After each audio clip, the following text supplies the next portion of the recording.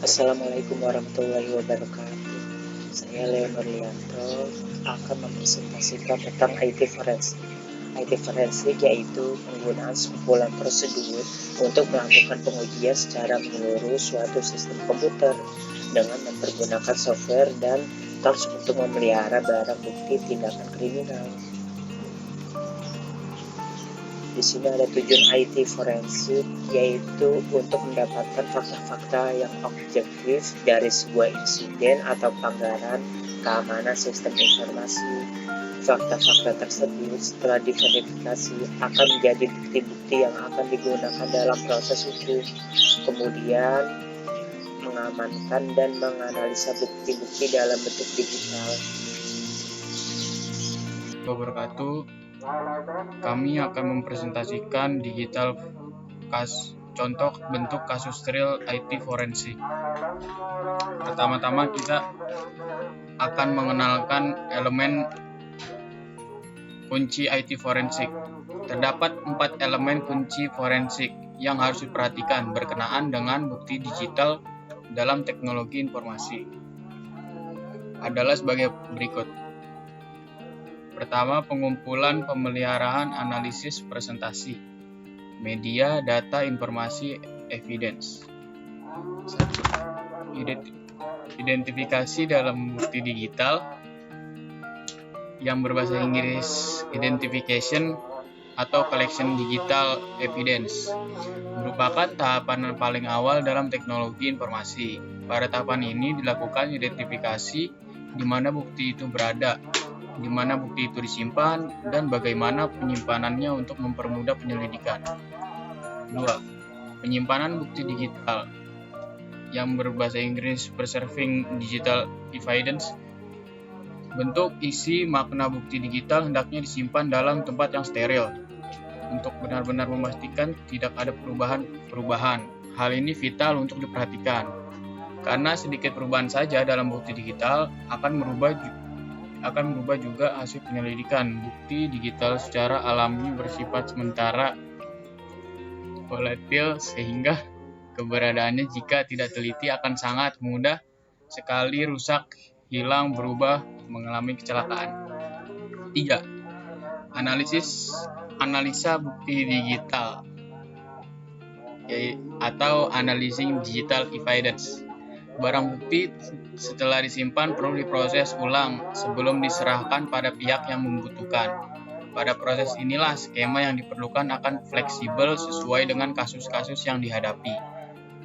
Barang bukti yang telah didapatkan perlu dieksplor kembali beberapa poin yang berhubungan dengan tindak pengusutan, antara lain siapa yang telah melakukan, B. Apa yang telah dilakukan, C. Hasil proses apa yang dihasilkan, D. Waktu melakukan. Setiap bukti yang ditemukan hendaknya kemudian di-list bukti-bukti potensial apa saja yang dapat didokumentasikan. 4. Presentasi bukti digital atau presentation of digital evidence. Kesimpulan akan didapatkan ketika semua tahapan tadi telah dilalui, terlepas dari ukuran objektivitas yang didapatkan atau standar kebenaran yang diperoleh. Minimal bahan-bahan inilah nanti yang akan dijadikan modal untuk ke pengadilan. Proses digital di mana bukti digital akan dipersidangkan, diuji otentifikasi dan dikorelasikan dengan kasus yang ada. Pada tahapan ini menjadi penting karena disinilah proses-proses yang telah dilakukan sebelumnya akan diurai kebenarannya, serta dibuktikan kepada hakim untuk mengungkapkan data dan informasi kejadian. Lalu saya akan presentasi ini dilanjutkan oleh teman saya. Assalamualaikum warahmatullahi wabarakatuh. Saya akan melanjutkan presentasi dari teman saya. Kasus pengumuman JW Marriott. Pada tanggal 29 September 2009, Polri akhirnya membedah isi laptop Nurdin M-Top yang ditemukan dalam penggerebekan di Solo. Dalam temuan tersebut, akhirnya terungkap video rekaman kedua pengantin dalam ledakan bom di Mega Kuningan, Dani Dwi Permana dan Nana Ikhwan Maulana. Sekitar 3 minggu sebelum peledakan, Dani Dwi Permana dan Nana Ikhwan pada video tersebut setidaknya melakukan field tracking sebanyak 2 kali ke lokasi JW Marriott dan Ritz Carlton yang terletak di daerah elit di mana banyak embassy di sini, Mega Kuningan. Dalam melakukan survei tersebut, Dani dan Nana didampingi oleh Saifuddin Zuhri sebagai pemberi arahan dalam melakukan eksekusi bom bunuh diri. Tampak di belakang adalah target gedung Ritz Carlton. Dari digital evidence yang kita temukan terungkap bahwa mereka sempat melakukan survei lebih dulu sebelum melakukan pengeboman, kata Kadif Humas Polri Irjen Nanan Sukarna, Selasa 29 September. Tampak pengantin bermain HP sambil duduk di hamparan rumput yang terletak di seberang Ritz Carlton Mega Kuningan. Pada survei pertama, tanggal 21 Juni 2009 sekitar pukul 7:33, Dani dan Nana bersama Saifuddin Zuhri memantau lokasi peledakan. Namun, mereka tidak masuk ke dalam hotel JW Marriott dan Ritz Carlton yang menjadi sasaran utama. Ketiganya hanya berada di sekitar lapangan. Di sekitar lokasi tersebut, Nana dan Ikhwan terlihat melakukan stretching dan jogging di sekitar lokasi yang memang terhampar lapangan rumput yang luas, lapangan sepak bola. Survei yang kedua dilakukan pada tanggal 28 Juni 2009 dan dilakukan sekitar pukul 17.40. Dani, Nana, dan Saifuddin Zuhri kembali mendatangi lokasi yang sama untuk yang terakhir kalinya sebelum melakukan peledakan. Zuhri sempat terdengar mengatakan bahwa aksi tersebut dilakukan agar Amerika hancur, Australia hancur, dan Indonesia hancur. Dari rekaman terakhir juga diperdengarkan pembicaraan Saifuddin Zuhri dengan Nana dan Ikhwan. Zuhri sempat terdengar mengatakan bahwa aksi tersebut dilakukan agar Amerika hancur, Australia hancur, dan Indonesia hancur. Dari ucapan Zuhri terungkap, mereka masih mengincar Amerika dan Australia sebagai target operasi, ungkap Nana.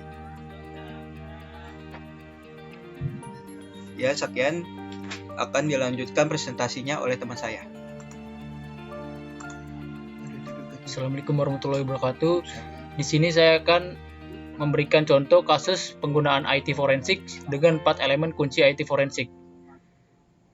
Kasus terorisme di Indonesia memang terbilang cukup sulit diberantas. Hal ini dikarenakan organisasi terorisme tersebut cukup kuat dan merupakan mata rantai dari terorisme internasional. Akan tetapi, keberhasilan Polri menumpas gembong terorisme Nurdin M. Top adalah hal yang luar biasa dan patut disyukuri.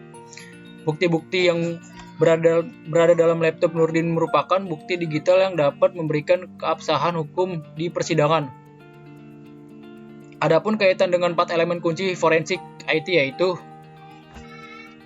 yang pertama, identifikasi dalam bukti digital atau identification digital evidence. Dari studi kasus di atas, bukti yang terdapat dalam laptop Nurdin dikategorikan sebagai bukti digital.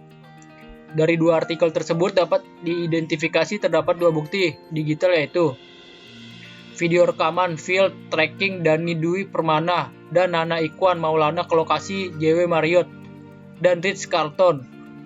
Dalam melakukan survei tersebut, Dani dan Nana didampingi oleh Saifuddin Zuhri sebagai pemberi arahan dalam melakukan eksekusi bom bunuh diri. Dokumen ini tulisan milik Saifuddin Jailani yang berisi pembagian tugas dalam jaringan teroris Nurdin M. Top dan alasan melakukan tindakan terorisme di Indonesia. Yang kedua, penyimpanan bukti digital. Penyimpanan bukti digital tersebut disimpan dalam hard disk laptop milik Nurdin. Dengan hal ini, bukti tersebut sudah dipastikan akan tetap tersimpan. Untuk menjaga penyimpanan bukti digital tersebut dapat dilakukan dengan cara mengkloningkan seluruh data yang tersimpan.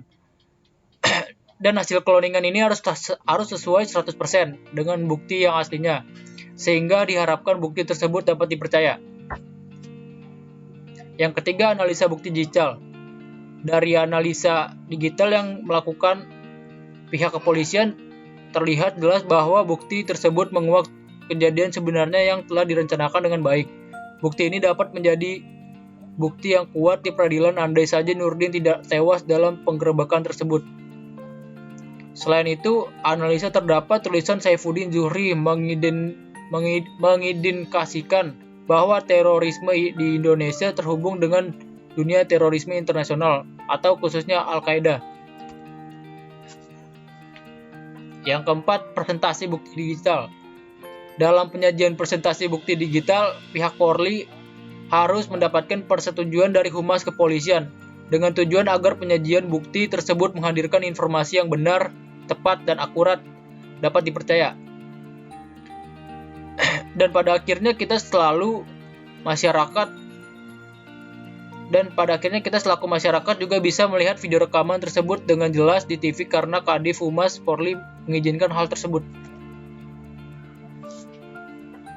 Selanjutnya akan dilanjutkan presentasi dengan rekan saya. Ledakan bom Jumat lalu terjadi di 2 titik, yakni di J Lounge Hotel J Marriott dan restoran Erlangga Hotel Ritz-Carlton Jakarta. Kami mendapatkan gambar CCTV detik-detik ledakan bom bunuh diri di Hotel Ritz-Carlton Jakarta. Inilah detik-detik ledakan bom bunuh diri yang mengguncang restoran Erlangga Hotel Ritz-Carlton Jakarta. Terlihat seorang pria berjalan tertatih-tatih karena menjinjing tas berwarna hitam yang terlihat sangat berat.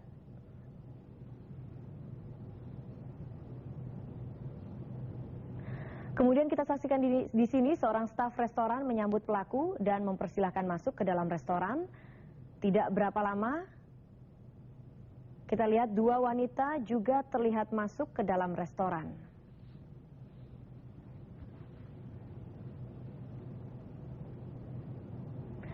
Dan beberapa menit kemudian ledakan terjadi.